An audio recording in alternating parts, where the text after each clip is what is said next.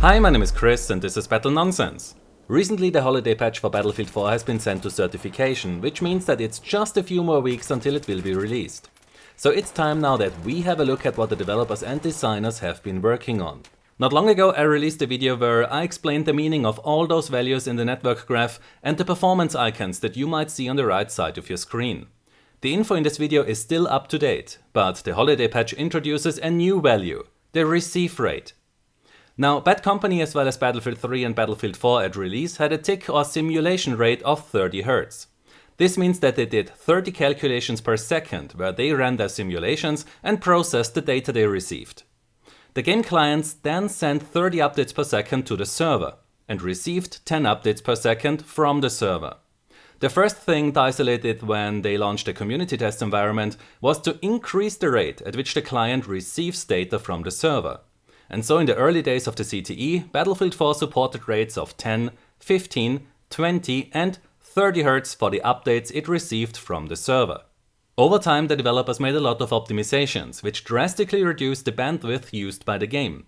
So eventually these lower fallback rates of 10, 15 and 20 Hz were removed as they were no longer necessary, and so the game would always send and receive updates 30 times per second.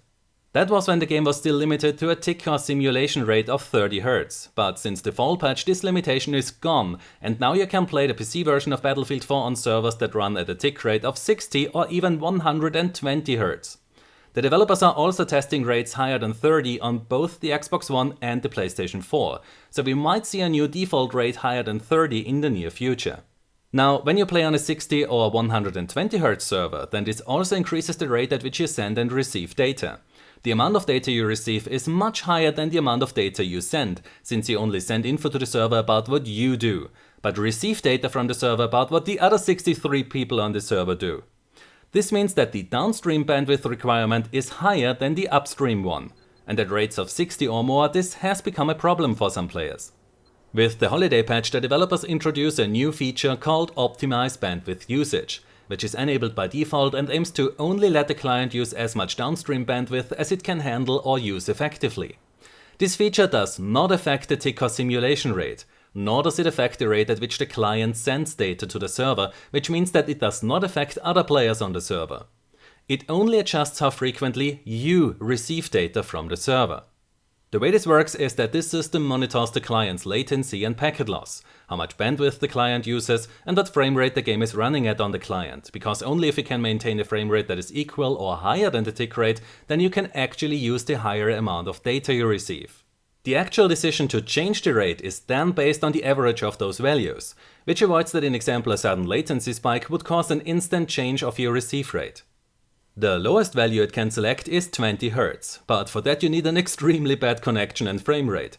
So on a 30 Hz server you will probably never see the game change your receive rate. On a 60 or 120 Hz server however, it's possible that you see the system adjust the rate, but unlike the 10, 15, 20 and 30 Hz steps that we once had, this system is able to make much smaller steps in order to find the best receive rate for your client. What we don't have yet is a performance icon that alerts the player when his downstream bandwidth causes the game to adjust the rate at which it receives data from the server. The only way to check this is by enabling the network graph and have a look at the receive rate value there. The network graph is currently available on PC and Xbox One, but it looks like the PlayStation 4 might soon also get access to this powerful tool. So improving the netcode is mostly done in small steps. You reduce the delay by a few frames here and there, and over time many of those small optimizations add up to a massive improvement. In the holiday patch the developers made one of those small steps again, which I want to show you now.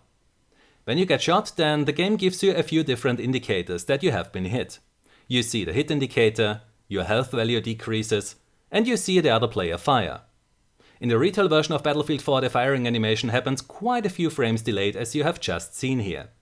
When I now show you the current retail version and the holiday patch side by side, then you will notice that the firing animation happens much earlier now.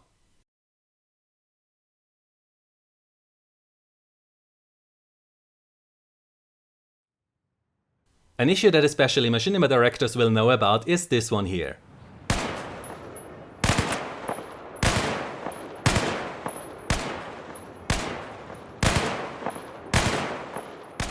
Sometimes you will not see that the player fired his gun. In Battlefield 3 and Battlefield 4 at release, this happened for both your teammates and enemies. The introduction of the 30Hz receive rate fixed this issue for enemy players, but it still happened for your teammates. The Holiday patch now fixes this issue for your team members too, so now you can be sure that you will not miss when someone fires his gun. Besides these netcode changes, the developers and designers also made a lot of fixes and adjustments to other gameplay elements. But instead of just reading you the entire changelog, I will focus on a few of those changes. In the current retail version of Battlefield 4, an incendiary grenade will burn through walls, which is quite annoying. After the Holiday patch, this will no longer happen. Then the designers further tuned the infantry's anti-air missiles to make them more consistent and fix the issue where the missile would go in circles around the target object. Anti-mobile anti-air got its damage values changed, which means that it will deal less damage to the transport helicopter, RIP and FAC, while it deals slightly more damage to jeeps now. Then the active and passive radar missiles as well as the HVM2 have been made slightly less agile, and flares will blow up the active radar missiles sooner. Also the ECM jammer should be much more reliable now. If you are an avid tank driver, then you will notice that the staff shell's hit detection against smaller vehicles has been improved.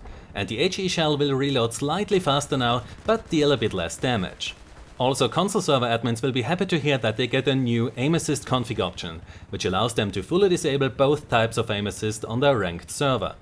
Alongside with the Holiday patch, DICE will also release the Legacy Operations DLC, which is completely free and includes the remake of Dragon Valley, a classic map from 2005's Battlefield 2.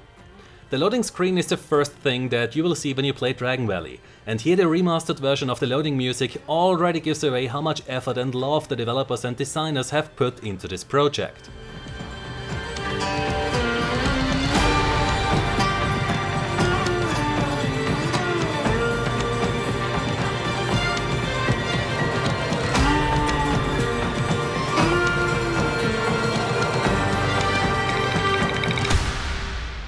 The map supports Battlefield 4's big game modes like Conquest, Conquest Large, Obliteration, Air Superiority and Rush. And the area which is used for Domination, Gunmaster, Team and Squad Deathmatch will look very familiar to you if you are a fan of a specific Team Deathmatch map from Battlefield 3. It's really obvious how much work the designers have put into this recreation of the Noshar Canal's Team Deathmatch area here, which surely a lot of players will appreciate. But DICE did not only bring back something from Battlefield 3, they also brought back one of Battlefield 2's key game mechanics. You can destroy and repair bridges, which turns them into tactical elements that are dynamic, unlike the scripted Levolution events.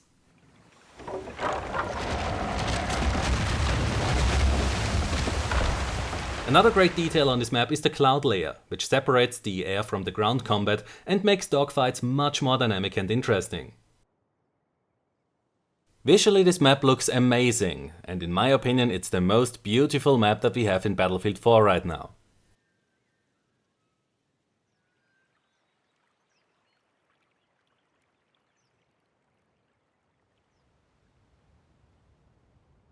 The map design itself is very similar to the original, but there are a few differences. In Battlefield 2 the US team had an aircraft carrier, and the harbor was a separate flag that could be captured. In Battlefield 4 there is no carrier, and the harbor acts as the US main base, which is an uncap. The Chinese airfield is also an uncap in opposite to the original design in Battlefield 2, where the map used the Conquest Assault design, which means that the Battlefield 2 version has 10 flags that can be captured, while in Battlefield 4 it's 8 flags. So while these differences are a little bit disappointing, they do not change that together with Operation Outbreak, Dragon Valley is now by far my most favorite map in Battlefield 4, because of its size and the tactical variety it offers. What DICE built here, and what they did for the franchise since they took over, is just amazing. I for one would really like to see them lead the development of the next Battlefield game, because I think that they are the right team for that job. Another aspect of Dragon Valley is that despite those design differences, and the fact that Battlefield 2 was a completely different game as it didn't have 3D spotting, auto-heal, auto-repair, and jets as well as helicopters were required to go back to their team's airstrip or helipad for repairs and rearm, it's Battlefield 4's Dragon Valley that allows today's gamers who never played any of the old Battlefield titles to get an idea what those of us who were complaining about the map design in Battlefield 3 and Battlefield 4 were talking about. And if you get the chance to play Dragon Valley on a classic server in Battlefield 4, then this is the closest that you can get to the original experience. So I hope that we will see more maps like that again in future Battlefield titles. If you enjoyed this video, then please give it a like, subscribe for more, and I hope to see you next time. Until then, have a nice day and take care. My name is Chris and this was Battle Nonsense.